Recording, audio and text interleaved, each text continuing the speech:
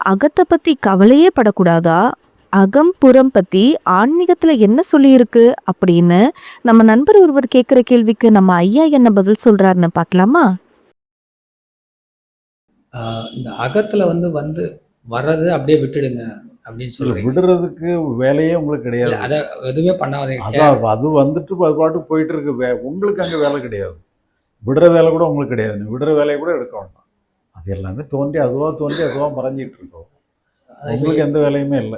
இது எனக்கு ஏன் இந்த நெனப்பு வந்தது அப்படின்னு பண்ணக்கூடாதுன்னு சொல்றீங்க.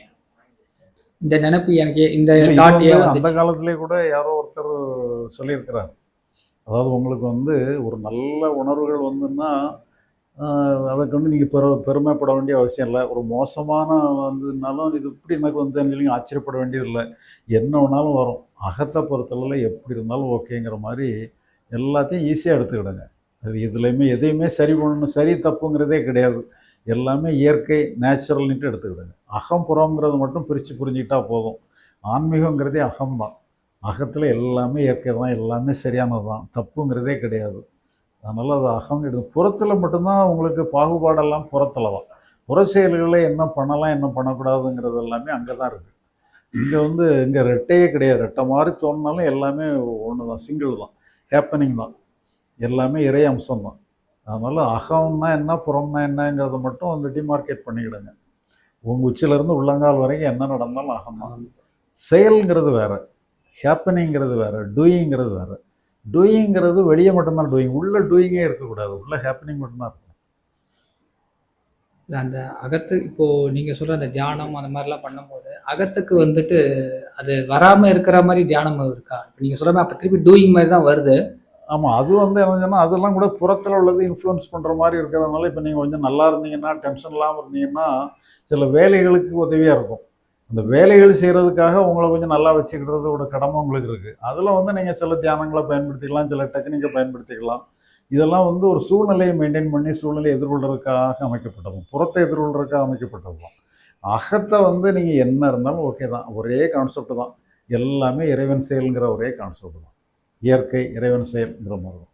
அங்க உங்களுக்கும் ரோல் கிடையாது, யாருக்குமே ரோல் கிடையாது. எல்லாம் நான்கிற உணர்வு கூட நேச்சுரலாக தான் வருது. நீங்களா கொண்டு வர்றதில்ல. அதே மாதிரி உங்களுக்கு பயம் வந்தாலும் சரி, வருத்தம் வந்தாலும் சரி, மகிழ்ச்சி வந்தாலும் சரி, அமைதி வந்தாலும் சரி, என்ன வந்தாலும் இயற்கையினுடைய இயக்கம்னுட்டு எடுத்துக்கிடுங்க. இப்போ அது வராம இருக்கிறதுன்றதுக்கு டெக்னிக்கோ இல்ல அது எல்லாமே டூல்ஸ். வெளியே வெளியே வராமல் இருக்கிறதுன்னு சொன்னாலுமே உடனே சொன்னால் வெளி வேலைக்காக ஏதாவது ஒன்று பண்ணுறதுங்கிறது அது புறத்தோட சேர்ந்தது. புறத்தோட சேர்ந்த மாதிரி சில டெக்னிக், சில சில டென்ஷன் வராமல் பார்த்துக்கிடலாம், சில கோபம் வராமல் பார்த்துக்கிடலாம்னு சொன்னால் சில டெக்னிக்கை ஃபாலோ பண்ணிக்கிடுங்க. அது அகத்தில் வரக்கூடிய ரியாக்ஷன் தான். அதையும் கூட என்ன சொன்னால் அந்த புற டீலிங்காக மட்டும்தான். அகத்தை டீல் பண்ணுறதுக்காக உங்களை சொன்னால் நீங்கள் உங்களை நல்லா வச்சுக்கிடுறதுங்கிற கடமை உங்களுக்கு கிடையாது. புறத்துக்காக உங்களை நல்லா வச்சுக்கிடுறதுங்கிறது வேணால் ஒரு கடமையை இது பண்ணிக்கிட்டு ஒரு டெம்பரரி டெக்னிக்காக பயன்படுத்திக்கலாம்.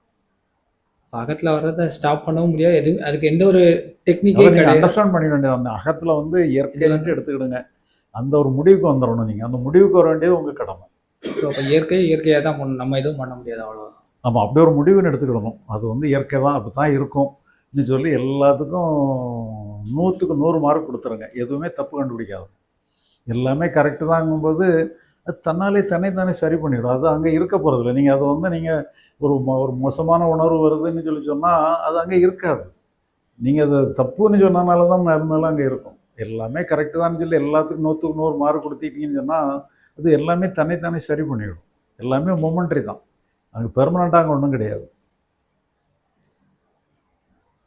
அந்த டெம்பரவரியா வராம இருக்கிறதுக்கு எதுவும் வழி இல்லையா? அதான் நீங்கள் புறத்துக்கு அதான் நீங்கள் அப்படி பண்ணணும்னு சொன்னாலே நீங்கள் அகமப்புறம் புறத்துக்காக அகத்தை சரி பண்ணுறதுங்கிறது வேற, அகத்துக்காக அகத்தை சரி பண்ணுறதுங்கிறது வேற.